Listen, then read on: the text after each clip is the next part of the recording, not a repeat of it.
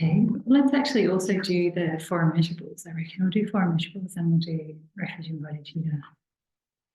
May all sentient beings have happiness and the causes of happiness. May all sentient beings be free from suffering and the causes of suffering. May all sentient beings never be separated from the happiness that knows no suffering. May all sentient beings abide in equanimity, free from attachment and hatred for those held close and distant. Sangye choran soge chonan la, janchu paru dani kyatsu chi, tagi chenyengi pesonan ki, trola pencher sangye drupashu. Sangye choran soge chonan la, janchu paru dani kyatsu chi, tagi chenyengi pesonan ki, trola pencher sangye drupashu. Sangye choran soge chonan la, janchu paru dani kyatsu chi, tagi chenyengi pesonan ki, trola pencher sangye drupashu. Okay, so it's kind of interesting with this refuge and bodhicitta prayer. I don't know if you've heard this explanation before. I think it was His Holiness who said it's good to, when you're reciting this line, so we've got here the third line, Dagi Chenyen Gipa Songam Ki. So Dagi means I, right? And Chenyen means listening to the Dharma. Then you've got the Sonam Ki. So here it's talking about merit. So basically what it's saying is like through the merit from listening to the Dharma, may I, right? So if you're thinking about when you're striving to attain Buddhahood, you need the collections of both merit and wisdom. So you've got these two collections or two accumulations. You've heard of this before, right? Yes, okay. I don't know what you guys know and what you don't know. So, you know, just let me know if there's something that, like, oh my God, I've heard it so many times. I'm here, everything else. Okay. Have you heard this explanation before? No, I haven't, not literally like that. Okay, right. So His Holiness was saying, actually, it's good in this line where you're reciting Dagi Chenyen Gipe Sonam Ki. Or normally, actually, you'd recite, if it wasn't a teaching occasion, say Dagi Jinsopa, I think, Gipe Sonam Ki. So that's when, through my practice of generosity and the other collections. So what he was saying here is, rather than saying Sonamgi, which means through the merits, from ... whether it's listening to the Dharma, whether it's practicing generosity, it's good to say Tsoknamki. Tsok, which means a collection or accumulation. Tsoknam, meaning a plural. So through the collections. So what it's referring there to is it's saying through the collections or accumulations of, for instance, listening to the Dharma or practicing generosity, may I become a Buddha for the sake of all sentient beings. But there it's including both your collection of merit or your collection of exalted knowledge. You know, I say a collection of merit or exalted of wisdom, but technically it's exalted knowledge. Yeshi Gitso, Sonam Gitso, too. So the collection and the accumulation of merit and the collection and accumulation of exalted knowledge. So then it's like you're including all your accumulations, whether it's on the side of the wisdom or whether it's on the side of the merit. So it's quite a nice thing to remember when you're reciting it. I guess when you're reciting it as a group, you don't have too much choice as to what you recite, but you yourself can still say Tsoknamki because no one's going to hear a difference on it. And you know. Yeah. So another interesting point actually from this refuge verse, because you guys have been studying bodhicitta with Cherki, haven't you? How many weeks have you been doing that now? So 5 or 6, yeah. Okay, so you should like have it down pat. Well, there's 1 more week to go. So. Yeah. Right, it's all going to come together. No. So when we look at this verse, so we've got the first 2 lines, Sangye Chedan Soge Choma, Janchu Badu Dhamma Kyasuchi. So I go for refuge until I'm enlightened, Buddha the Dhamma and the Supreme Assembly. So that's talking about the refuge part. And then it's the second 2 lines that is what you guys have been studying lately, which is the generating bodhicitta. So especially when you look at this last line, Drola Penshir Sangye Drupashok. So the way that it's normally translated in Tibet and to English is, may I become a Buddha for the sake of all sentient beings. So that's very nice and poetic. But when you look at the way that it is in the Tibetan, it's actually saying the first bit is Drola Penshir. That means for the sake of sentient beings. And the second bit is, may I become a Buddha. So this is actually kind of, I would say, important in the sense that when you're generating bodhicitta, how do you do it? This is like a pop quiz. Like, how do you go about generating bodhicitta? If you just like were to put it into a nutshell, bodhicitta is, we call a mind of enlightenment, isn't it? So it's a mind that strives for enlightenment. How do you get to generate that mind of enlightenment? That mind that strives for enlightenment? Putting others first, yep. Through your intention? Yep, so what's the intention that you develop? Not putting others before yourself. Mm-hmm. That's what you said. Yeah. Yeah, so putting others before yourself.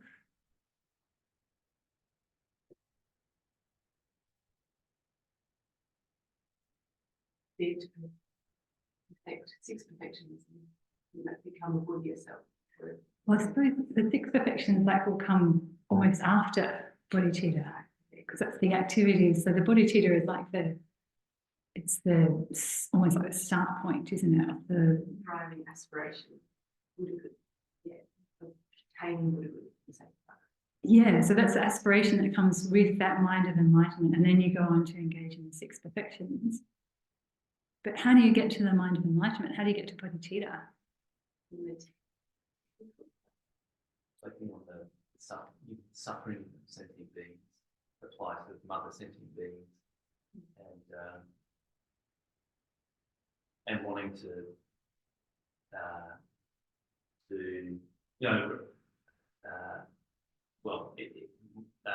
wanting to free them from their plight. I don't know. I haven't been at the to Venerable Churky's presentation, but the recognizing beings as your mother, wanting to repay their kindness, and the seven, I don't know, the sevenfold cause and effect method, or the equalizing and exchanging self with others methods. That but I guess in a nutshell, seeing the plight of sentient beings, recognizing that there's or generating the laksam, the intention, the strong intention to I will do it. I will free them from their plight and suffering. And then, anyway, that in a nutshell, I would say. Yeah, this is the way that you develop, just like you're saying, the way you develop bodhicitta, or the mind of enlightenment, is through reflecting on the plight of sentient beings that have been your mothers, or even the plight of sentient beings when they're not your mothers. If you think about the equalizing and exchanging self or other method.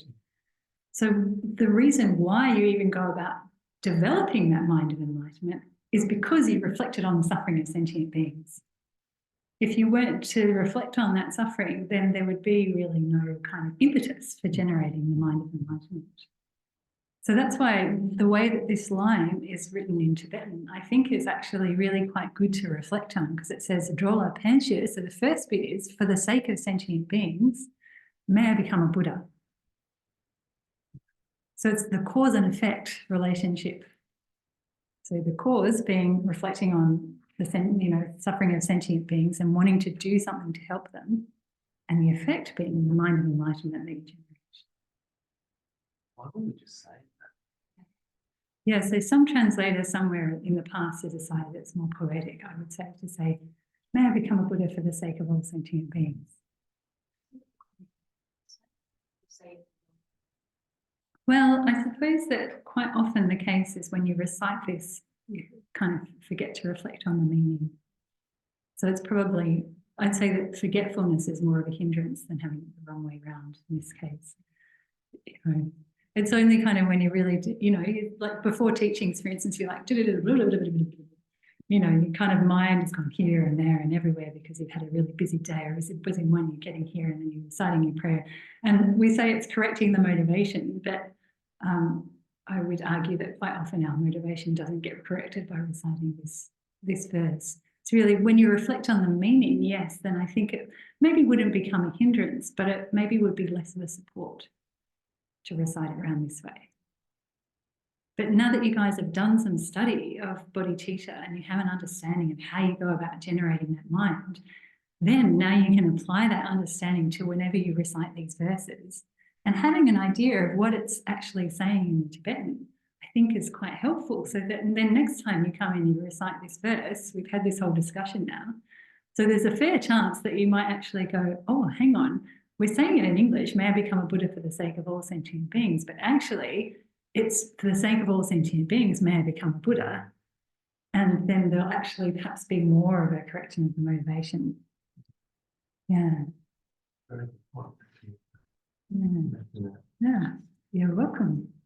Yeah. It actually occurred to me recently to even talk about this, because I've been teaching on bodhicitta in an online class that I do. We've been going into like a lot of discussion, ins and outs, going into a lot of technical detail. And I thought, hang on, this is something we should be thinking about, actually. It really is. Because if we really understand the words, the way that it's expressed for a reason in this way in Tibetan. You know, and then it can really have an effect on your mind. You'll find some other refuge verses, like I think, do any of you recite Gandham 100 deities of Tushita, I don't know how they translate it into English.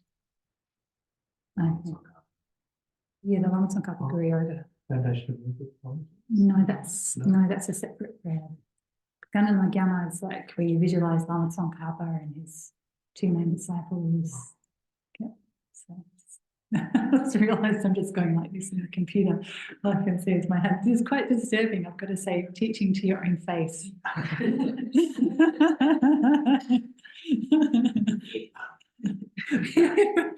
Put a filter on you, that's right. Touch me up a bit. And my face, obviously, if you're listening to the audio recording, that would be weird. Anyway, so if you're reciting Gandham Lagama practice, so there is a refuge and bodhicitta verse that starts off, and actually the way they've translated it in English is exactly the way that it is in Tibetan. So, yeah. Okay.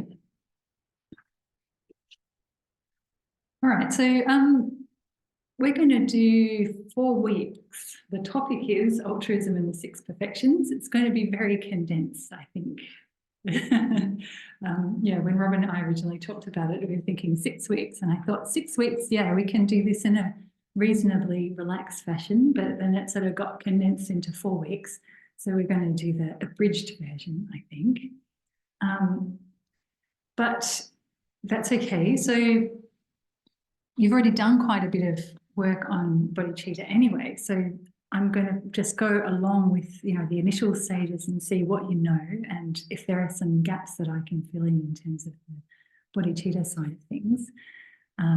Not gaps, not like check his left gaps, I'm not saying that, but you know, there might be bits that you've missed, or yeah, because there's a lot of information and sometimes it's hard to take it all in, and just, you know, refreshing certain bits or going into a bit more detail on other parts, you know. So if there's anything like that you have questions about, I'm totally happy to answer any questions.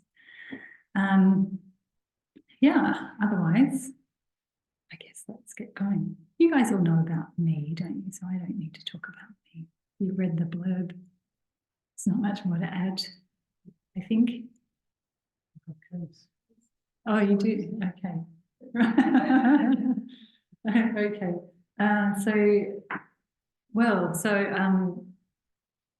I grew up in Melbourne. That's going back a long way now. Anyway, so basically, after I finished university in Melbourne, then I had decided, having done 5 years of university, I was like, I didn't know what I was going to do with that year, but I was definitely not going to study. So I thought I'd go and do a bit of the Mani retreat at Chenrezig Institute. I wasn't a nun, obviously, at that point. I had been a little bit interested in Buddhism, but not done anything too serious. So I thought I'll go up to the Mani retreat at Chenrezig Institute because I knew one of the nuns from up there, and she'd said many times, come on up. So I went up for the last 2 weeks of it. And those days they did like a 3-month type thing. It's quite a long Mani retreat. It was like very impressive. And right at the end of my 2 weeks, at that time, Geshe Teshe Tsering, who was the resident teacher there at the time, do you guys know him at all? Okay, so he's a Haram Geshe and he's teaching at Chenrezig since 1990, so long-term resident teacher. And so he'd been away in India, and when I got to Chenrezig, right at the end of my time there, I had a bit of an understanding of what was going on at Chenrezig, and all the politics and this and that and the other. It's like any kind of Dharma center, everybody's got the same vision, the same focus, more or less, but the focus is on the Dharma, but everybody's got their own idea as to how to go about it, so there's always some politics wherever you go.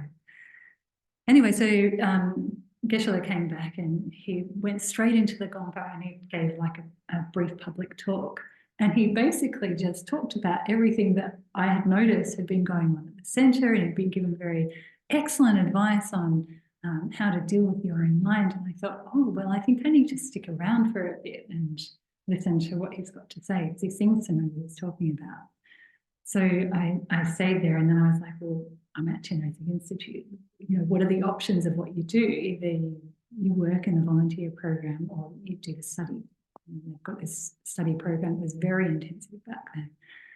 And I'd already decided I wasn't going to do any study that year, but I thought I have to actually, because I need to learn more about things that are going to help my own mind. So I ended up studying, and I've been studying ever since. Yeah, so that I didn't get the year off study. So I stayed at Chenrezig, and then at the end of that year I decided I'd become a nun, because I thought that was probably the best way to go about continuing to study and practice. And that was back in 2001, so now it's a long time later and I'm still doing it. Yeah, so I was at Chenrezig for about 15 years, and so I was the basic program tutor after I'd finished the basic program, and I did that as basic program tutor, and then we started doing master's program there. So we did middle way studies for 2 years, which was amazing. And then Geshe Teshe Tsering, who had been in India for 6 years at that point, he came back to Australia, who had been an abbot at Gyme Monastery. And so he asked me to come down to Brisbane and help at the centre there and help take care of him. So for the last 9 years, I was working as his attendant and then translating for his classes and teaching there as well. So that's kind of like my story, interspersed with lots of trips to India and that kind of thing. But I've been very, very fortunate to receive some very amazing teachers from, 2 fantastic Geshes, Geshe Teshe and Geshe Lozenjaya, and as well lots of teachings from His Holiness and other masters like that. So now I can share what I know, what I've learned, and also what I've learned in terms of trying to make your own mind better just through my own experiences. So I'm happy to pass on what I can. Yeah. Okay, so when we're talking about studying Dharma, then, probably one of the most important things for us to remember is the certainty of our own death, really. Because remembering that certainty of our own death is what really inspires us to practice right now, isn't it? It inspires us to practice Dharma, and inspires us to practice it as soon as we can, because we don't know when we're going to die. When we look at the difference between a Dharma activity and a worldly activity, do you know the difference between, I'm going to be asking a lot of questions because I just don't know what you guys know and not learning yet. So the difference between a worldly activity and a Dharma activity?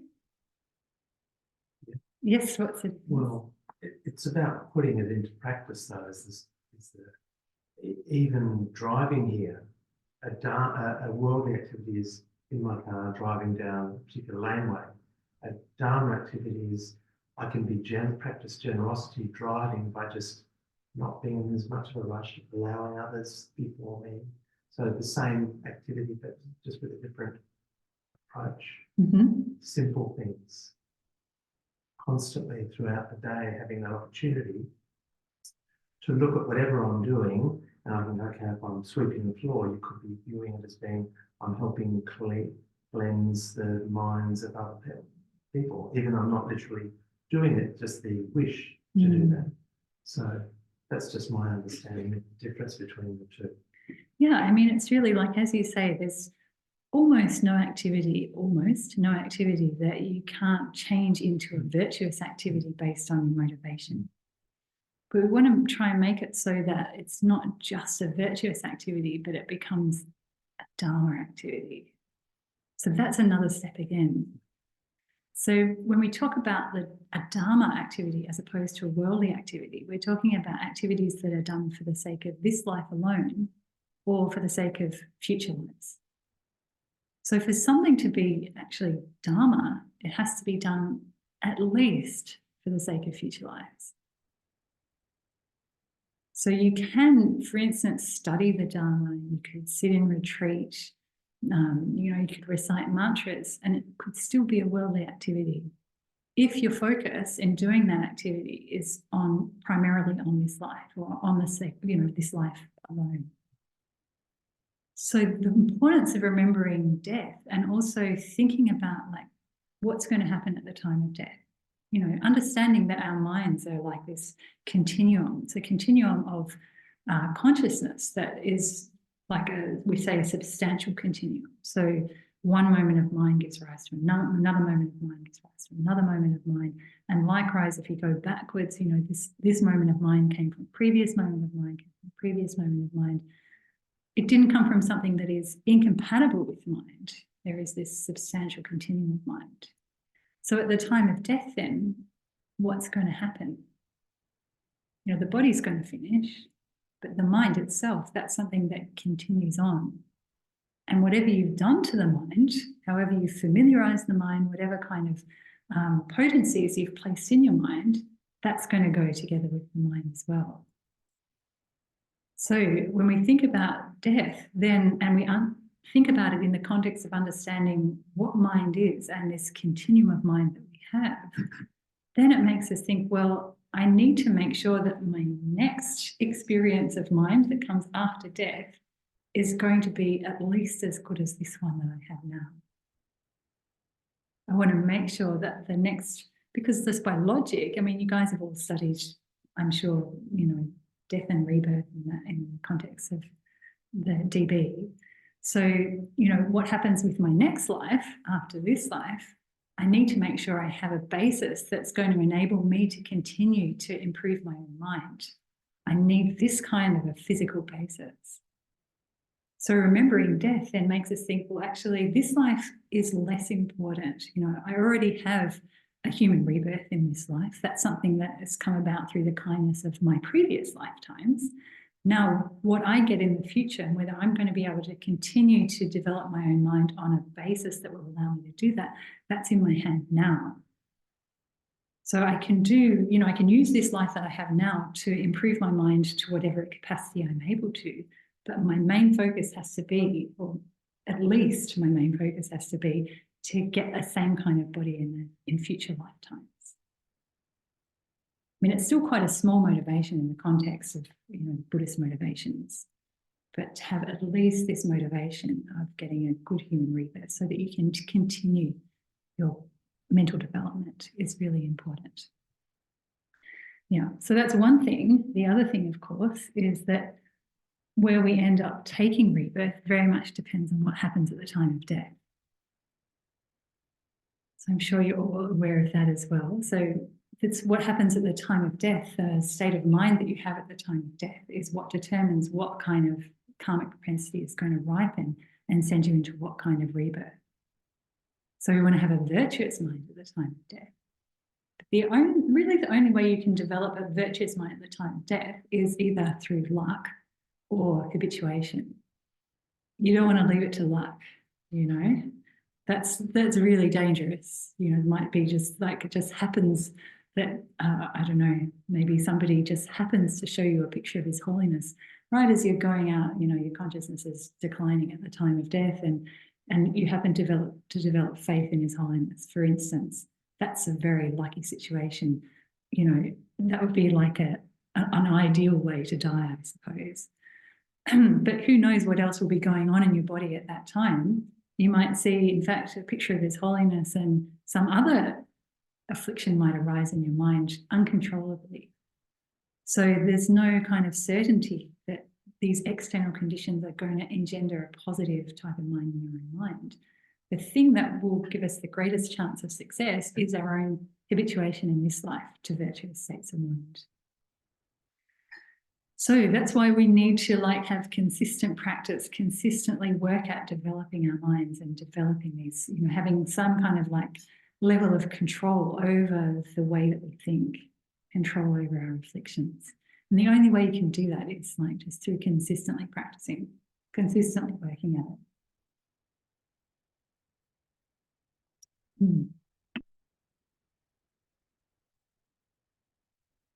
Okay, so when we talk about what we're talking about here, which is altruism and the six perfections, we'd have to say that the most important thing in this context for developing altruism is compassion.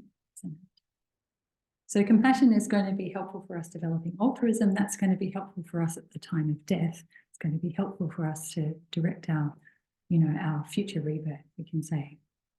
So specifically, great compassion is the most important. But we can say that compassion in general has these both temporary benefits and also long-term benefits. So we've got the temporary benefits of, you know, just having a more peaceful mind, happier mind. In fact, I think I was telling you this. Did I tell you the story about the Sheba driver? Was I telling you the story the other night? Yes. Yes. Yeah, so it's quite interesting. When I was going from my mum's place to the airport on my way here, and I had a Sheba driver. I don't know if you have Sheba over here. Okay. You don't? Okay. Sheba, it's Uber, but it's only women drivers. Yeah. Yeah, there's not many drivers over on the East Coast, but there are some. So anyway, I've used them occasionally. And so this woman picked me up who I've not had pick me up before, and she didn't seem like the sort of person at all that you would think of as being somebody who was, you know, would perhaps have thought about these kinds of things. You know, she spent most of the trip telling me about designer handbags, really, actually. Yeah. And then right towards the end of the trip, she said to me, so why are you going to Perth? And I said, oh, well, I'm going to go and teach Buddhist philosophy because I'm a nun. I hadn't sort of, you know, made it clear at the start. And, you know, people don't often realise when you dress like this what it means. And she said, oh, yeah, you know, I quite like the, I try and live, you know, according to Buddhist principles. Like, for instance, when I'm driving in traffic and somebody like cuts me off, and I get really annoyed at them, then the next 4 or 5 people that are trying to get out into my lane or, you know, get out into the road, I let them out. You know, even if the traffic's really difficult, I let them out. She says, it just makes me feel better. And I thought, yeah, that's actually it's like a very good approach. It's the way to start to train your mind, basically, isn't it? So it's really understanding what it means to, how it feels to experience a particular kind of suffering yourself is an excellent basis for then developing compassion for others who experience that kind of suffering. So then on that basis, I mean, she's just worked this out for herself. She's worked out that if she then, instead of just getting angry and then, you know, the natural reaction is to want to cut off other people, isn't it? Because you've had a bad experience and then you're annoyed and you kind of, you know, you get all sort of, I don't know what's the word, vexatious about it, and you just kind of want to have things better your way. But instead, what she's figured out is that it's better for her to give other people happiness instead of just thinking about, I want my happiness back. And then she ends up with happiness as a byproduct of allowing other people to have happiness. That's what compassion does for us in this temporary sense. And then, of course, when you look at the long-term benefits of happiness, we've got of compassion, you've got all the benefits that come right up until the state of a Buddha, because it is really the root cause for developing the mind of enlightenment, developing bodhicitta. And bodhicitta is the doorway to the Mahayana path. That's the main cause for attaining Buddhahood. So great compassion is important. It's extremely important. In fact, Chandrakirti, I think, it says that compassion is important in the beginning, it's important in the middle, and it's important in the end. So it's important in the beginning because it is what really makes you set out on the path to benefiting others. And then it's important in the middle because it helps those bodhisattvas who've already developed compassion to not sort of go, oh, it's getting a bit difficult, I'll give it a rest. Instead it motivates them. I don't know that a bodhisattva would actually think like that, but it keeps them going when it's difficult, when the going gets tough, really, because when you look at the extensiveness of the bodhisattva deeds, it's hard work. It's really hard work. You look at, for instance, the different types of generosity. So the generosity of, giving material things, but going beyond that, giving even your body. So there are stories of, for instance,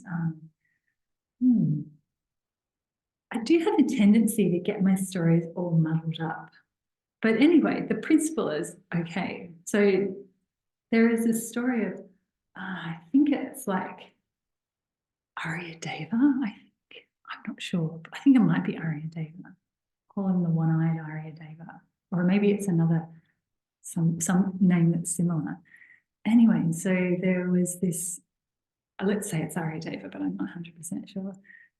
So he was going down to some important thing that he had to go and do, maybe go and do some teaching or something. And there was a malevolent spirit who wanted to prevent him from being able to do this. So he came up to him on the path and said, give me your eye. So Arya Deva was like, just having been full of compassion, just immediately plucked out his eye and gave it to this person. It's like, well, give me your other eye. And at that point, actually, there's another story it works even better than this one, but in any case, at that point, I think his teacher appeared to him and says, don't practice this foolish compassion. You're actually supposed to be benefiting all these beings. This person is being an obstacle to being able to benefit beings. So then he went on his way.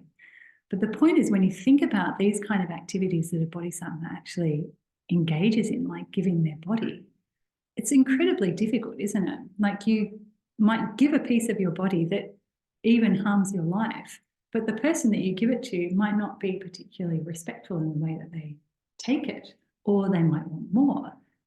It's not like you're going to give a piece of your body and the person you give it to is necessarily going to be like, oh, fantastic, that's amazing, thank you so much, you're wonderful, you're such an amazing practitioner. There's a fair chance they're going to actually be even worse to you. So there's a very great danger that a bodhisattva, especially in the early stage, might actually give up their mind of enlightenment, give up their great compassion because of the difficulties that they encounter in practicing the bodhisattva deeds. So this importance of great compassion in the middle is so that despite the difficulties, because sentient beings are numberless, they're infinite, and they all have these afflictions that are many and varied and, create a lot of problems for themselves and for others. So there are going to be a lot of difficulties, but it's the great compassion that enables a bodhisattva to keep working and keep their courage of mind despite all these difficulties. And then we say compassion is important at the end because once you've become a Buddha, it is actually that great compassion that inspires a Buddha to work for the benefit of all sentient beings. So great compassion is essential. So when we have a look at the text that we're working on, which we may or may not have copies of. There are copies in the library. What's the name of the text? It's called Kindness, Clarity and Insight.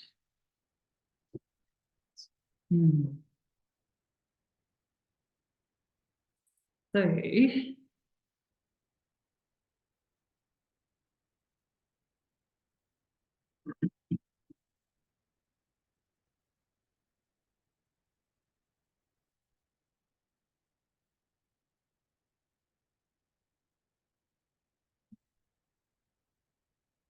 yeah, it's not too much of a big deal. I can just read out the passage anyway. I think we've got it down. Okay. Thank you. So we're not going to cover the entire chapter. This is from page 32 because it's just too long, but we'll just cover little bits here and there.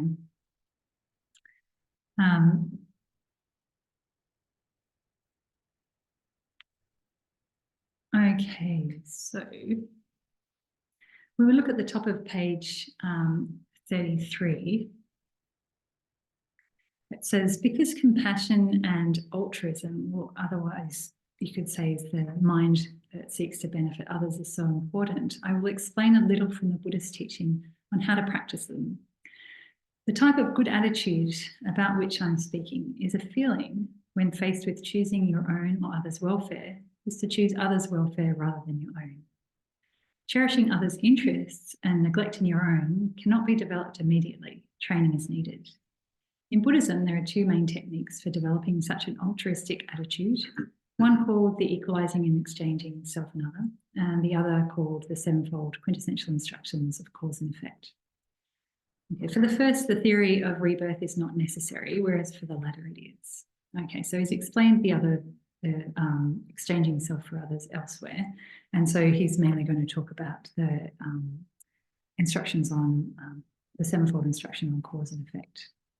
So in order to have a strong consideration for others' happiness and welfare, it is necessary to have a special altruistic attitude. So that's the highest intention, what you usually call the highest intention, in which you take upon yourself the burden of helping others. In order to generate such an unusual attitude, it is necessary to have great compassion, caring about the suffering of others and wanting to do something about it. In order to have such a strong force of compassion, you must first have a strong sense of love, which upon observing suffering sentient beings wishes that they have happiness, finding a pleasantness in everyone and wishing happiness for everyone, just as a mother does for her soul's sweet child. Again, in order to have a sense of closeness and dearness for others, you must first train in a sense of their kindness through using as a model a person in this lifetime who is very kind to yourself, and then extending this sense of gratitude to all beings. Since in general, in this life, your mother was the closest and offered the most help, the process of meditation begins with recognizing all sentient beings as like your mother. Okay, so this just gives an idea of what it means to have an altruistic attitude. So basically, when His Holiness is talking about an altruistic attitude here, he's talking about cherishing others. So that's something I'm sure you're all familiar with, in words at least. Cherishing others is not a terribly easy attitude to actually give rise to in your own mind. So when we talk about cherishing others, so His Holiness says here, it's a feeling which, when faced with choosing your own or others' welfare, is to choose others' welfare rather than your own. So do you understand the meaning of when we talk about exchanging self for other? Like, what does that actually mean?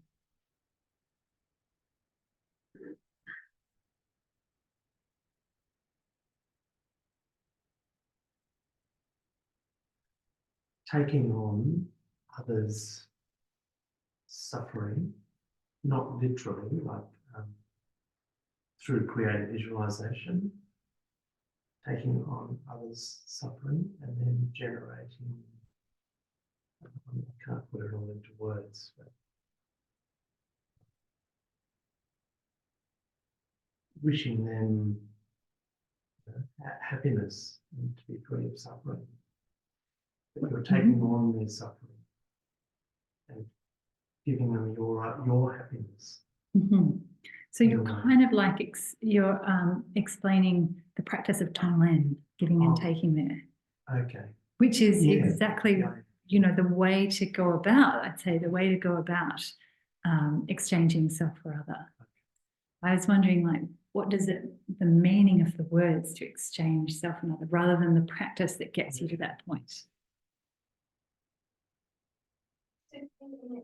Very, very simple and basic way of understanding as far as I can get, but it's putting myself in their shoes, and not, I'm just, in my mind, I've got an example of, you know, where you have conversations with people and it's their approach might be causing me stress or concern or frustration or anger or whatever it is.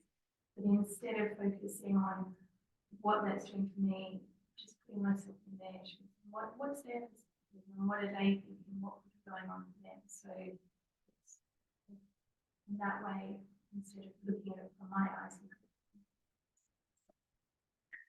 I mean, you very much kind of paraphrased exactly what Shantideva says in chapter 8, Guide to the Bodhisattva's Way of Life, which I presume you've therefore read. Not as often as I should.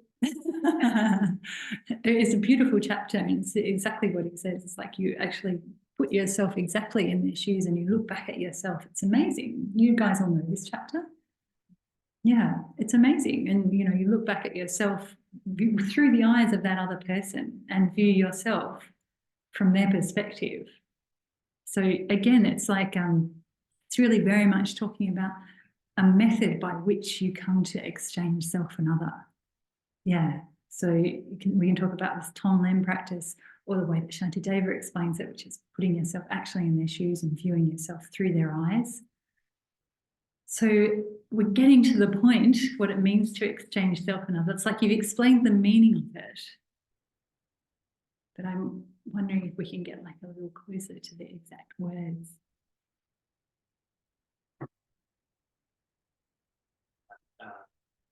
My own interests, exchanging my self-concern with being concerned with others, their happiness, you know, their well-being, rather than my own sort of self-centered focus. Mm-hmm. Swapping those two. Yeah, it's like changing, yes.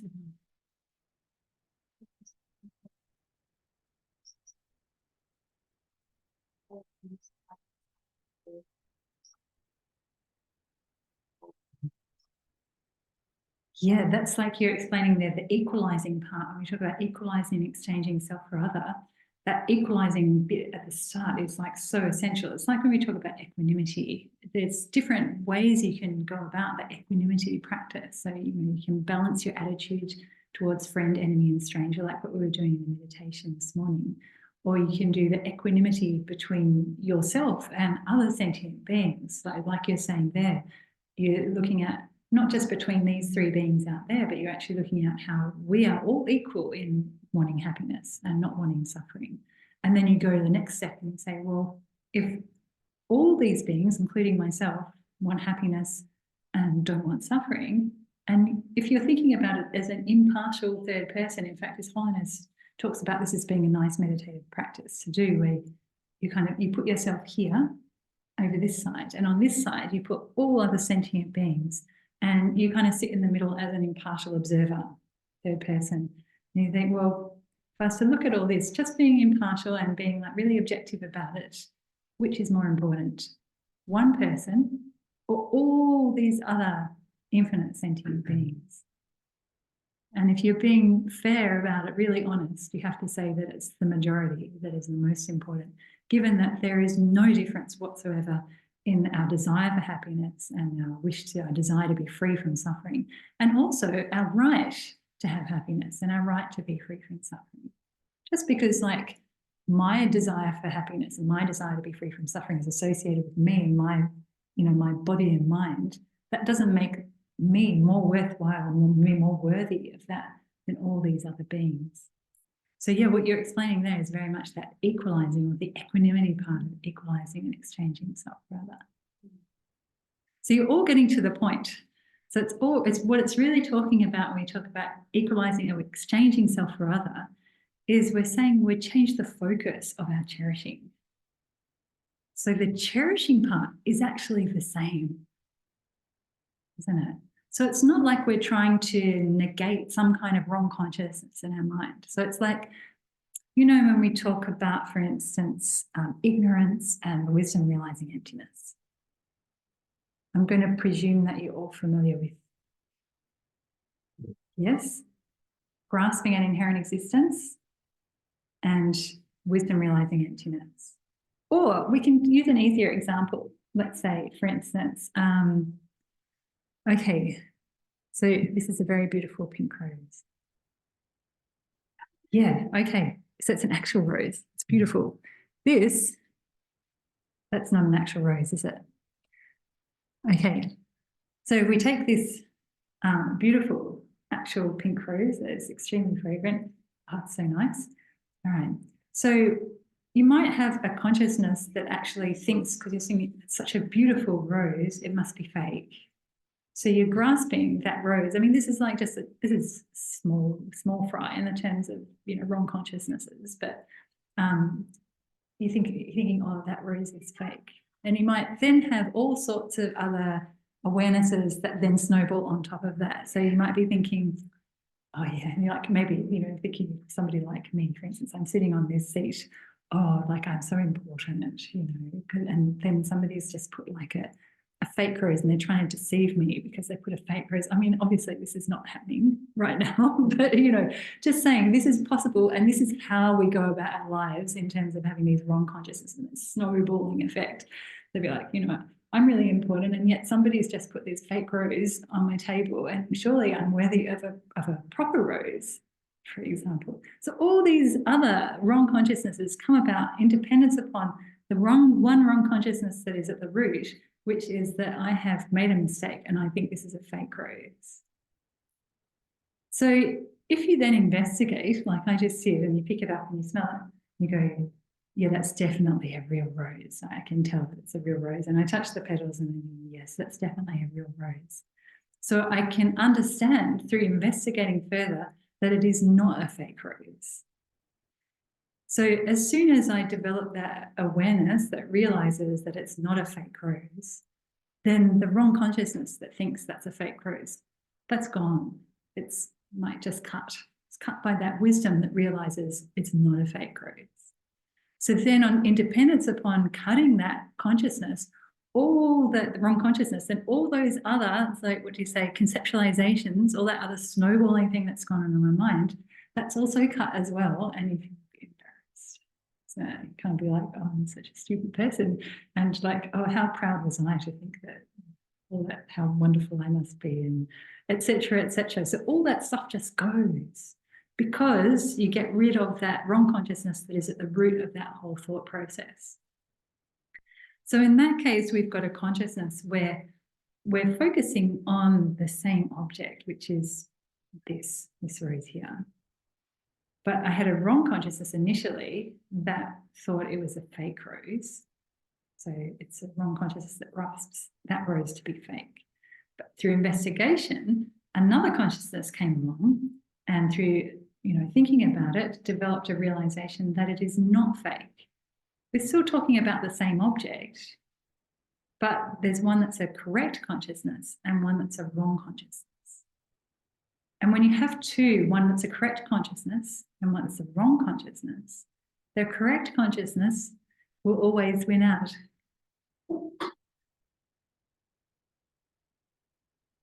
So the correct consciousness will always win out because it's based on logic. But the difference here is we've got the same object that's being focused upon, but there's a different kind of grasping, way we're grasping at that object. So one was a wrong way of grasping, one's a correct way of grasping. When we look at cherishing, the exchanging self and other, we're talking about exchanging that cherishing that we have and putting it, not changing the consciousness itself in terms of it being a cherishing, holding dear, but we're changing the object that we place it upon. So currently we have that cherishing that's placed upon ourselves. And, you know, sometimes we manage to extend that to our little bubble of people that we really like a lot. But mostly it's focused on ourselves. we take that kind of, that cherishing consciousness, that aspect of cherishing, and we go and place it on a different object, which is others. So when we talk about exchanging self and other, we're not talking about getting rid of a wrong consciousness, like when we talked about the fake flower as opposed to a real flower, keeping the same kind of consciousness, that holding dear, that holding is precious, and we're putting it on a different object.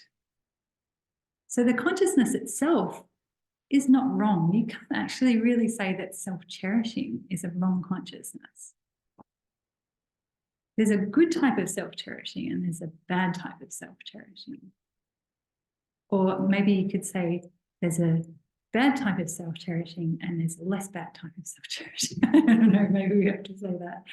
Yeah, they do talk about like a white type and a black type, you know, it's the way it's often discussed. But so the type of self-cherishing that goes together hand in hand with self-grasping, that's the bad one. That's the one that is the root of all problems. And it says in the Lama Chöpa, the Guru Puja, you know, self-cherishing is the doorway to all problems.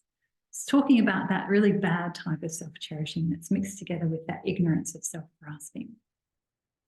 But you could also get rid of the self-grasping, that wrong consciousness, and just have self-cherishing alone. And that's a better type of self-cherishing. It's not a type of self-cherishing that is indifferent to the suffering of others around you. It's not the type of self-cherishing that will strive to attain your own aims of happiness at the expense of others. So there's just these two types. Come on in.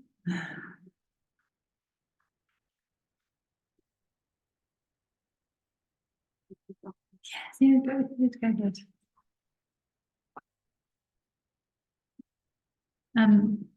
So why did I go off on this tangent? What was I talking about? We're talking about exchanging self and others. I've also now forgotten where I went off on the tangent.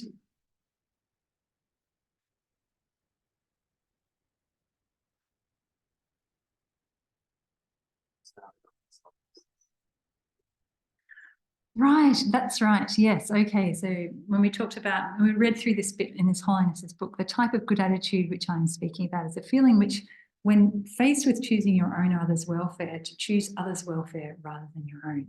So that's right. We were talking about what it means to exchange self and other. So we talk about self-cherishing. So it's exchanging our self-cherishing attitude to an attitude of cherishing others. So placing this type of holding dear, not on ourselves, but on others. That's what it means to exchange self and others. Yeah.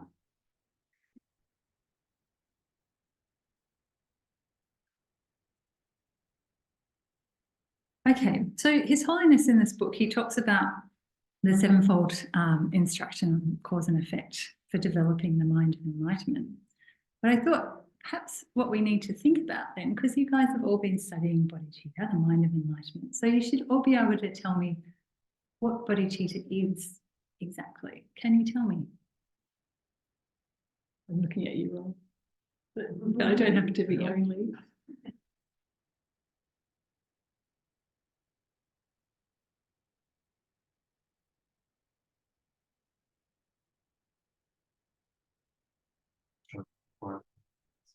That's okay. Probably didn't expect to have to do an exam today. You probably think, I could just like, yeah, I could kick back and just have a listen. And you know, but I'm thinking pop quiz is good. It's good.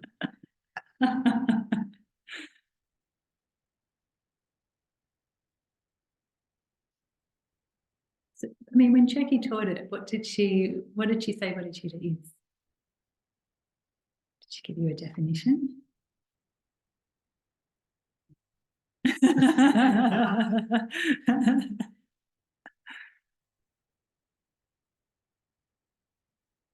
Because we want to know what we're aiming for, isn't it? We want to know, like we talk about, recollect all sentient beings have been our mothers, recollect their kindness. So recognize sentient beings have been our mothers, recollect their kindness, wish to repay their kindness, affectionate loving kindness, compassion, highest intention, and then I'll develop the mind of enlightenment. But exactly what is the mind of enlightenment? What is bodhicitta? What are its attributes?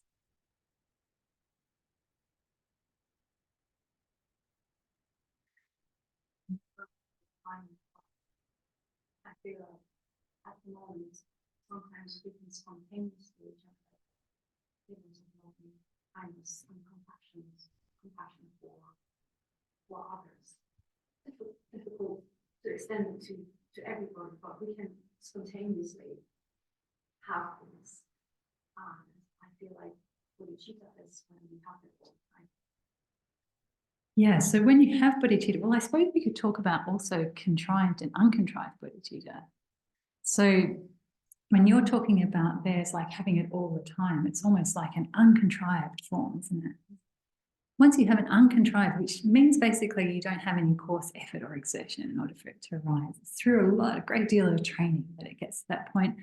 Probably just there's who's Gyaltsab J anyway, there's somebody who gives a measure for developing that uncontrived mind of enlightenment, which is just through seeing a sentient being, for instance, just through recollecting a sentient being, that desire to attain enlightenment arises in your mind. So it really is just like effortless, uncontrived in that sense. So once you've developed it to that extent, then also the loving kindness and compassion would be effortless as well, for sure. Yes, but for us currently, we have to actually put quite a bit of effort into it. For us, when we see another sentient being straight away, it's not like our automatic response is not like, how wonderful it would be for this being to be happy. How wonderful it would be for them to be free of suffering. It's not automatic, is it? In fact, more automatic is the one of like, you know, when we were doing the meditation this morning with equanimity and you have bring your enemy to mind, your automatic response is, I can't stand this person, isn't it? Or it might be like, I really hope that, you know, this terrible calamity befalls them. You know, if there's somebody who you really don't like and they've caused you a lot of suffering, it's, you know, that's the automatic reaction because of our habituation to things like anger. It's all through habituation. Come on in. Yeah, so it's all through our habituation. So we've had habituation to anger, with anger, since beginningless time. That's a very, very, very, very long time, isn't it? So we've probably not done very much work to stop that habituation. And so our automatic response, as soon as we're harmed in some way, is to want to harm in return. Yeah. So for us, in order to give rise to these states like loving kindness and compassion, we have to put in quite a lot of work, especially when it comes to our enemies. With our friends, it's a little bit easier because we already have some attachment towards them. And that attachment already, it's like this morning in the meditation when I was saying, when you look at how a friend or an enemy or a stranger comes about, we tend to think it comes about, like the way it appears to us is that the friend comes about like through something that they do from their own side only. They do something, it helps me, and you know, they're just kind of nice from their own side. Whereas an enemy, they do things that harm me and they do things from their own side, and so they're an enemy. It's all out there, all the work happens out there. We don't stop and think about everything we do from our side to create the friend, to create the enemy. At least half of the work, I'd say probably even more than half, probably 80% of the creation of friend and enemy comes from our own side and our own way of thinking. So when you have this person who's your enemy, for instance, you consider your enemy, what you do, like I was saying this morning, is you focus on all the negative stuff, the stuff you don't like about them. Every time they appear to your mind, you remember all that stuff. Just automatically comes in. Yeah. So what we need to do in order to change that, because, okay, so with the friend, sorry, just before I go into that, with the friend, it's due to our attachment. So the attachment exaggerates all the positive attributes of your friend, isn't it?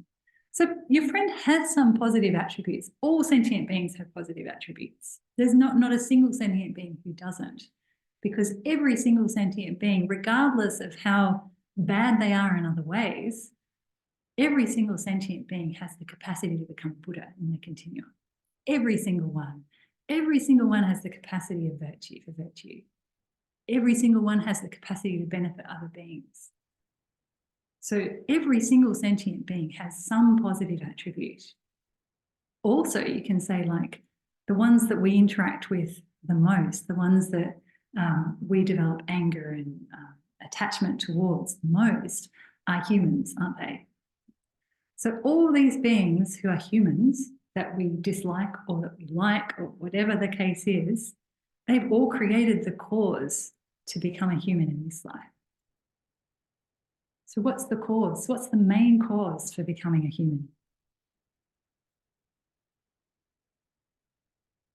A human is a positive rebirth. It's a happy migration, we say. So what is the main cause for attaining a happy migration as a human? Yeah, it's ethics.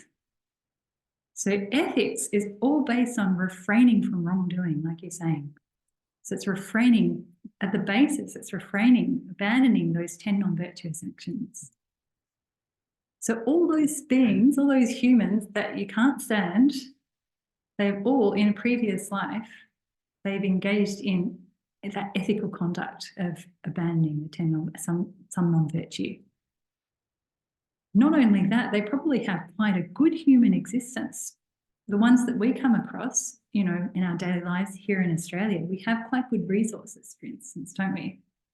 So we've got like all these facilities at our disposal. We've got an excellent healthcare system. We have, you know, minimum wage. So, you know, mostly people have decent standard of living. I know today, these days it's harder, but still in comparison to the rest of the world, we have a really quite a good standard of living. So that comes about in dependence upon causes as well. So to have all these kind of amazing facilities, what is the main cause for that?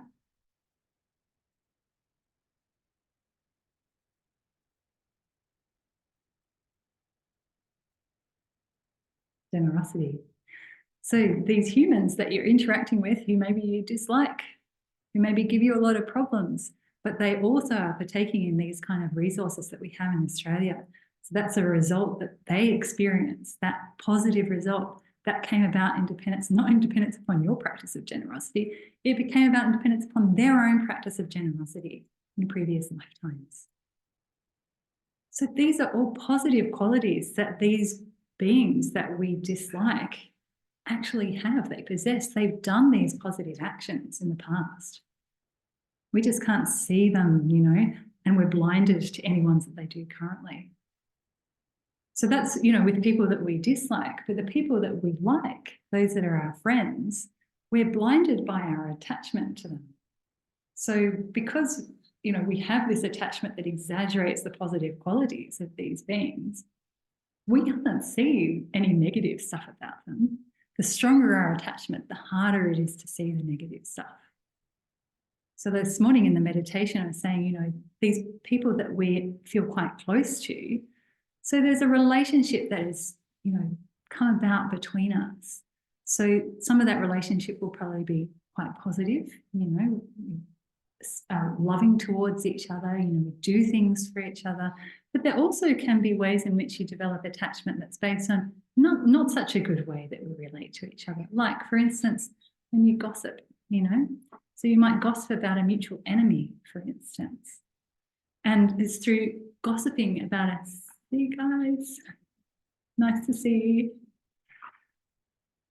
You kind of draw closer to that person who's your friend. You're thinking, oh, we share the same kind of view. Yeah, so you draw closer. But you don't see that these are actually negative things. So it's like your attachment blinds you to the negative actions that you and your friend are engaged in at that time.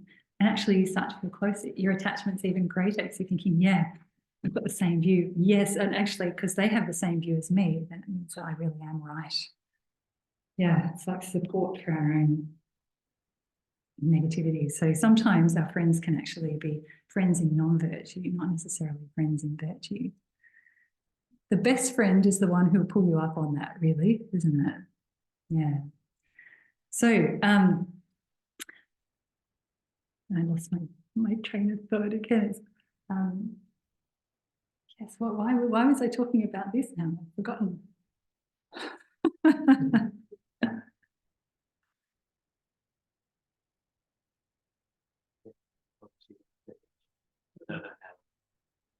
The definition of bodhicitta. How did we end up from there?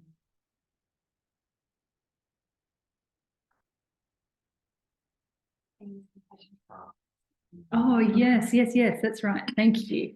Very good. Okay, so for us, what we have to do is, so we've got this habituation. We don't have effortless and uncontrived loving kindness and compassion, mind of enlightenment. We have almost effortless and uncontrived attachment, anger, pride, jealousy because of our habituation. It's not truly effortless, but it doesn't require very much effort for these things to arise due to our habituation. So in order to go the other way, to overcome that very strong habituation we have to those afflictions, we have to have even more, like stronger habituation to these positive states of mind, like loving kindness, like compassion. So it's kind of unreasonable to expect to do a few meditations on loving kindness and compassion and then my outlook on the world should change. I'll come across some being and all of a sudden I'll have great love for them, whereas previously I couldn't stand the sight of them. It's unrealistic, isn't it? Because there's lifetimes of habituation to anger, to ill will, to all these things, to aversion, and we've got this very little bit of habituation to loving kindness and compassion. So we need to think really long-term about it and see how much like consistent effort we can put in over a long period of time. Like I think His Holiness says, maybe look 10, 15 years down the track and see if your mind has changed. And that will give you a sense of as to whether, your Dharma practice is actually bearing fruit or not. You can't expect it after 1 or 2 years. Certainly not after 1 or 2 months. Slightly better self-grasping. Self-cherishing. Self-cherishing. Self-grasping is not good. Thank you. Does that kind of partially mean as well the kind of confidence to have in yourself that you can achieve these states of mind and ultimately? Well, I don't know if we'd say that is self-cherishing so much as we'd probably say that's like a good type of pride, a non-afflicted pride. So the afflicted pride is one where it makes you look down on others or consider yourself superior to people who are actually your equal. Or there's also the type of pride which I think we don't perhaps identify well enough as pride, is where you see people who are above you as being not as far above you as they actually are. Yeah. So those are all bad types of pride because it all involves some kind of like pulling others down and puffing ourselves up. But the pride of thinking like that sort of thought of like, I can achieve Buddhahood, I have the ability to do it. I can develop these really amazing states of mind, like uncontrived loving kindness and loving and compassion. I think that's actually just a type of pride that's not afflicted. It's based on reality. It's based on logic because you can, and it can actually be really quite helpful to your practice. Like another way in which that type of non-afflicted pride can be helpful is like, for instance, you guys all probably have like the lay people's vows, I'm guessing. We call it the vow of approaching virtue, but usually it's talked about as a lay person vow. Or you have, people who are monastics having their monastic vow. So having that kind of pride that thinks, I have these vows in my continuum, I've made this kind of promise, this kind of commitment. It has these kind of results that come from it. That's a really excellent thing. And it can help to support your practice, and then it helps you to not transgress those vows that you have in your continuum. So I don't know if we'd say it's like a positive type of, or a better type of self-cherishing as such, but I think we would say it's a non-afflicted pride.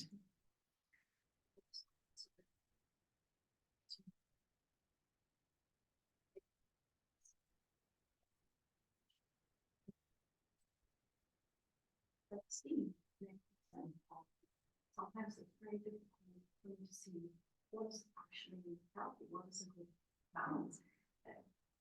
I can either too far this way or too far that way. Like where actually our minds. Yeah, I agree. Yeah. I mean, I think in the West, it's kind of like we almost have a two-pronged attack, because there is this tendency to have the low self-esteem. So we do need to really foster this sense of pride in the qualities that we have that's not afflicted pride. But at the same time, I think we also seem to have very strong self-cherishing. So, it's like, I need more for me, and care less about others. So I suppose we need to work at both these things in a balanced way. So make sure we do like foster that non-afflicted pride in the qualities that we have and the potentials that we have, but also at the same time so it doesn't end up, transforming into an afflicted type of pride, thinking I have them and others don't, how much better am I? To also work on our self-cherishing at the same time, and basing that on seeing how all these beings are worthy, and all these beings have these qualities too. All, like I was saying before, all these beings, these other beings, they all have that potential to attain Buddhahood. Many of them will become Buddhas before me. Many of them will develop the mind of enlightenment before me. I might be the last one, but even if I'm the last one, I will still do it for the benefit of all sentient beings, because all these beings who have been so kind to me are suffering, and I will do it regardless of how long it takes. Yeah, so probably a two-pronged attack is the way to go. Yeah. Yes. So we were talking about what the mind of enlightenment is, right? So you were saying about it's almost like having this effortless sense of love and compassion. And once it's uncontrived, definitely it is. For us, we still have to really work at it consistently. It's really important. The consistency is like the most important thing. Yeah. So we still haven't really nailed down exactly what bodhicitta is, what the mind of enlightenment is, though, I feel.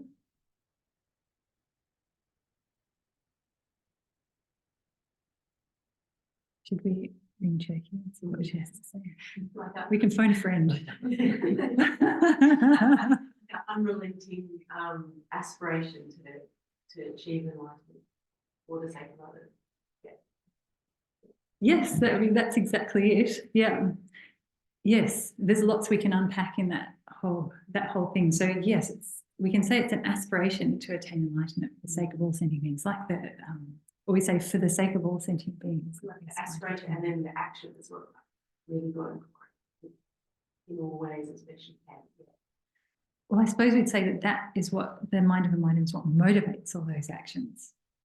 Well, I mean, I suppose you could say, like, when we get further down the track, we're not going to have time to cover it today. I thought we'd just cover mind of enlightenment today, but I think we're going to cover it today and next week as well, because there's so much to talk about. So when we start talking about the engaging mind of enlightenment, aspiring mind of enlightenment, then what you're talking about is like kind of coming in together with the engaging mind of enlightenment, where you're really going for it, rather than just kind of going, may I attain enlightenment for the sake of all sentient, or for the sake of all sentient beings, may I attain enlightenment. Put it in its correct order, and you're actually attaining enlightenment. You're doing the things that are required to attain enlightenment with the engaging mind of enlightenment, which Cheki's already talked about.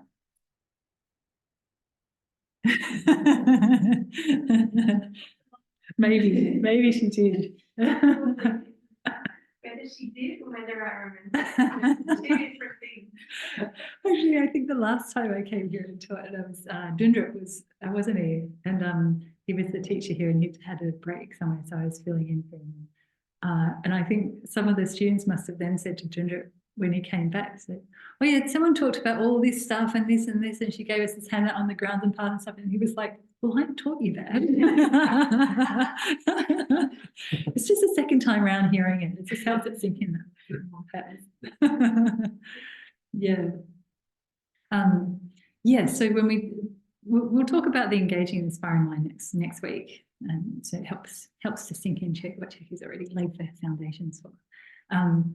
So what you're talking about there, Jude, is very much related to the engaging mind of enlightenment, where you're engaging in the activities that get you to Buddhahood. But when you said at the start, it's like, for the sake of all sentient beings, may attain the state of a Buddha. So that aspiration to attain enlightenment for the sake of all sentient beings is really what we're getting to for the mind of enlightenment. So often the way it's described is it's the mind that has the two aspirations. That's like the concise way of talking about the mind of enlightenment. Actually, this topic is incredibly vast. It's like when you look at the way that they study in the monasteries. So there's a text that they study in the monasteries called the Ornament of Clear Realization. It's by Maitreya. Well, it's actually Maitreya taught it to a Sangha, and a Sangha brought it to this world. And it's the basis of the studies that they do in the monasteries on the perfection system. And they study that for years, this text. So it's broken up into all these various topics. So there's basically 70 topics covered in the Ornament of Clear Realization. And the very first one of all those topics is the mind of enlightenment. It's the other term that's used is the relative awakening mind. And it's extensive. The way that it's discussed is extensive. It's very deep. It's very complicated. In actual fact, we're not going to go into all the details, just so you know. So when it's paraphrased down, it would say it's the mind that has the two aspirations. So I'm sure Cherokee will have said that. I'm absolutely certain she will have said it. So what are the two aspirations? And when Jude was saying it's an aspiration to attain enlightenment for the sake of all sentient beings. So we talk about the aspiration for enlightenment. That's one aspiration. The other aspiration is the aspiration that strives for the sake of sentient beings. So the aspirations are said to be aspiration that strives for the welfare of sentient beings and the aspiration that strives for enlightenment. So those are the two aspirations that the mind of enlightenment has. If it doesn't have those two aspirations, it's not a mind of enlightenment. So, for instance, a Hinayana person might strive for a lesser type of enlightenment, a type of enlightenment of a hero or a solitary realizer. So that is an aspiration for this type of enlightenment, but that mind will not be a mind of enlightenment because it doesn't have the aspiration that strives for the welfare of others. You necessarily have to have these two. When you look at how those two aspirations accompany the mind of enlightenment, though, it gets a little bit more confusing. So those two aspirations are actually cause and effect. So we say mind of enlightenment, bodhicitta, has two aspirations, but those two aspirations of any one particular mind of enlightenment do not exist simultaneously. One is a cause, the other is the effect. You never have cause and effect. A cause and its effect exist simultaneously. It's impossible. Like, we have with the flower. So the flower came from a seed. Well, technically, I suppose roses are propagated by, I don't know. I'm not a green-thumbed person, but this is what as far as I understand. But at some point, perhaps there was a seed for a rose, let's say, or a seed for some flower. We all know how flowers work, right? So there's a seed planted in the ground, and then that gives rise to a sprout that gives rise to a flower. So once that sprout has been established, then the seed actually doesn't exist anymore. The seed, the kernel might still exist in a sort of rotten format in the ground. That's not the seed. We call it a seed. It's not really the seed. The seed is that potential contained within the kernel to give rise to the sprout. So once the sprout has been established, that seed, the potential for it, that's finished. But for whatever extent or whatever amount of potential that was contained within that potential of the seed, to that extent, the flower will remain. If it doesn't, encounter any obstacles, like someone cuts it off or something. Yeah, so when we talk about cause and effect, that's how cause and effect works. So once an effect of a cause has been established, the cause is finished. It's gone, no longer exists. So with the mind of enlightenment and the two aspirations of the mind of enlightenment, it's the same. So you have first the aspiration that strives for others' welfare, And then you have the result of that, which is the aspiration that strives for enlightenment. So it's like I was saying at the start with the prayer. So we have drola penshir, sangye drupasho. So the drola penshir is for the sake of sentient beings, for the welfare of sentient beings. And the sangye drupasho means, may I attain the state of a Buddha. So we've got the two aspirations contained within that one line. And this is the reason why I said it's actually quite useful to recollect the meaning the way that it's stated in Tibetan. Because these two aspirations, cause and effect. The cause, which comes first, is the aspiration that strives for others' welfare. The aspiration that comes second is the aspiration for enlightenment. May I become Buddha. So if you that's why this line is so essential, it's so important, is because it's the two aspirations for the mind of enlightenment contained within that one line. If you have those two aspirations in that order, your mind will become the mind of enlightenment, will become bodhicitta. So can I just check that? So the cause is the aspiration for Others' welfare. So that if we're looking at it from the flower, the seed, so once that has ripened, it no longer exists. But that does, so that bit seems a bit sad that that's no longer existing for me. But then the effect of the enlightened mind, it was because, and it came about due to the previous genuine spontaneous being of benefit. Yeah, I mean, it doesn't work exactly that, like the analogy of the flower. Analogies don't always work exactly to the, in relation to the thing that they're analogizing. That's a word I don't know. Anyway.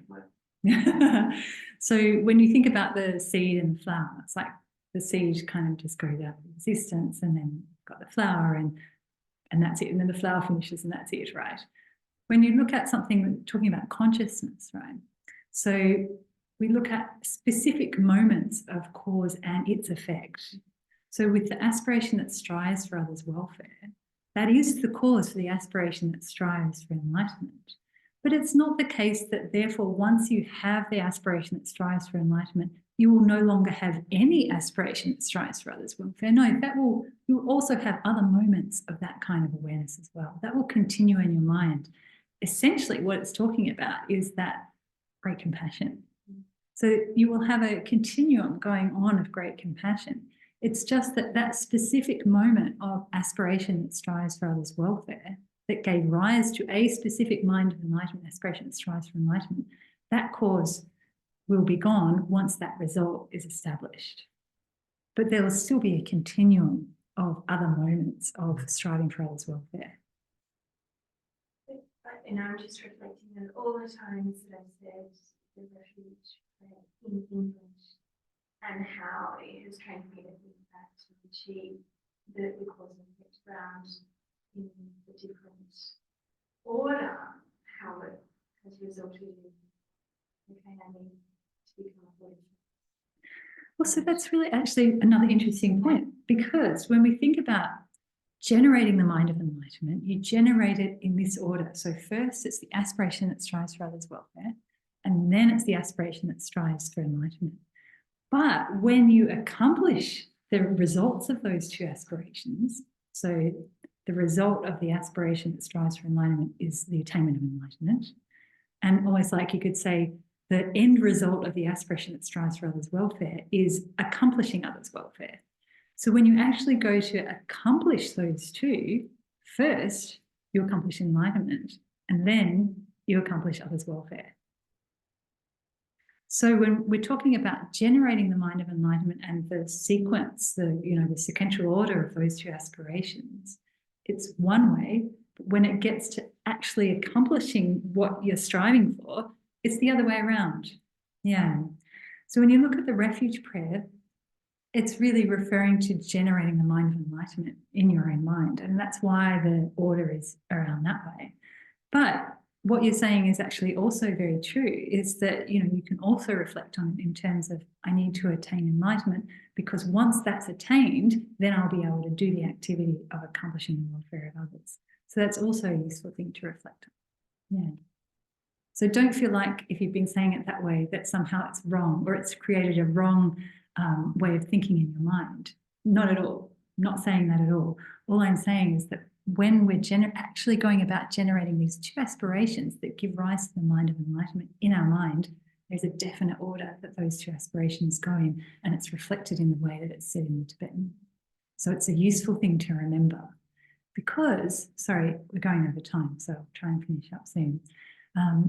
You know, in FPMT, we have quite often this motivation, which is very strongly, I think, Lama Zopa Rinpoche motivation is the purpose of my life is to free all sentient beings from suffering. The purpose of my life is to do this. The purpose of my life is to serve others. So this is like, I mean, Lama Zopa Rinpoche was amazing in terms of the vastness of his motivation and the vastness of the way he could benefit so many people, isn't it? What we need to think of is, why is this the purpose of my life to do this? So why the purpose of my life to do this for other sentient beings is because they suffer. It's because they've been so kind to me, because they're worthy of accomplishing happiness, of attaining happiness themselves. So we really need to also have that aspiration to go with it. Otherwise, just saying the purpose, I mean, Lama Zopa Rinpoche doesn't need to think about this, because all of this stuff is just natural and effortless for him.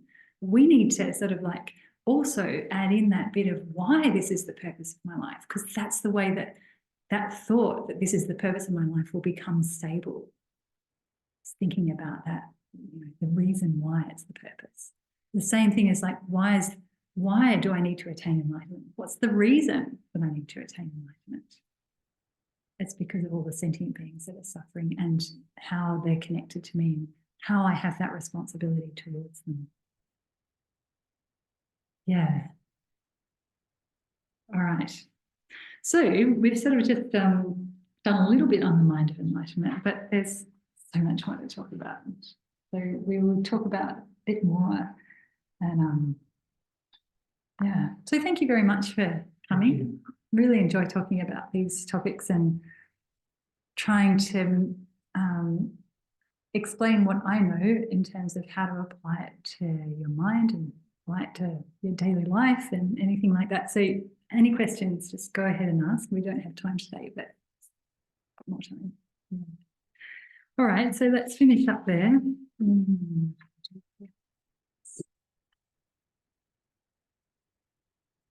So what do you do at the end usually? Go ID, Jantra Central, all those ones? Okay. Gewadi Nudata Lama Sangye Drukune Droa Chikyamalupa De Salakapa Sho Janchu Sencho Rinpoche Magye Panam Gegechi Gyapa Nyamba Mepai Kone Kondu Kawa Sho Toni Tawa Rinpoche Magye Panam Gegechi Gyapa Nyamba Mepai Kona Kondu Kawa Sho Champa Pawo Jita Kempa Tang Kuntu Sampo Te Ante Shinte Teta Kungi Kechisu Talo Shir Kak Tam Cherap Tungo Dusun Shepe Gyawa Tam Cheki Moa Lama Chotu Napaye Tagi Gyawa Tawati Kungyang Sampo Chechi Raptu Moa Yi. Oh, there's more. Sorry, we don't normally recite all these prayers, so they're not so familiar to me. Dagi jinye sapa gye sape gyawadi tendan roa kuna kampendan gyapa jetson lo sandrapa ye tempe nimbo rindu sajesho. Oh, you don't do Gandhi Roe. Okay. Jiten kandi pende malupa ganle jamwe sempe dijinor kajin sume tsende socho kutse tenshin tuje lundru so. Do you do it in English usually? Yeah. Okay, sorry. Let's do the next one in English. Savior of the land, through teachings and transmigratory beings, who extensively clarifies the path that unifies emptiness and compassion. To the lotus holder, Tenzin Gyatso, I beseech, may all your holy wishes be spontaneously fulfilled. Peerless teacher and assembly of the children of the victorious ones, Shravakas and Pratyeka Buddhas, victorious Lawson father and sons, along with the lineage masters, all the objects of refuge of infinite lands, please bestow the virtue and goodness of accomplishing this prayer here and now. Holding and spreading the Muni's precious and complete teachings through explanation and practice, we will find patience that is never discouraged, incomparable Guru to your requests, while striving single-pointedly for the sake of the victorious one's teachings, the sole gateway through which all benefit and happiness emerge. And for mother living beings who suddenly departed to peace, what a great loss. Nevertheless, through the undeceiving truth, the blessings of the ocean for three jewels, and the great waves of bodhicitta of the children of victorious ones, may the smile of reincarnation swiftly beam in glory for fortunate disciples. Lord of Dharma, who in accordance with the various dispositions of those to be subdued, makes clear in the light of your well-spoken advice the sacred and tradition, essence of the Buddha's teachings, foremost and holy Lama, new and supreme, we make this prayer of supplication. Lama, please leave it.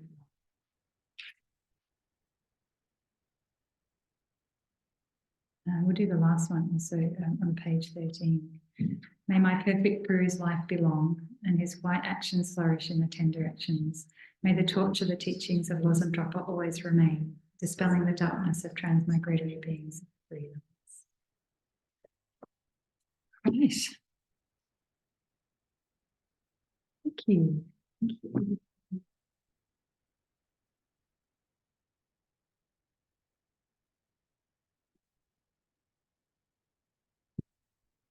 Do I press stop now? Yes, please.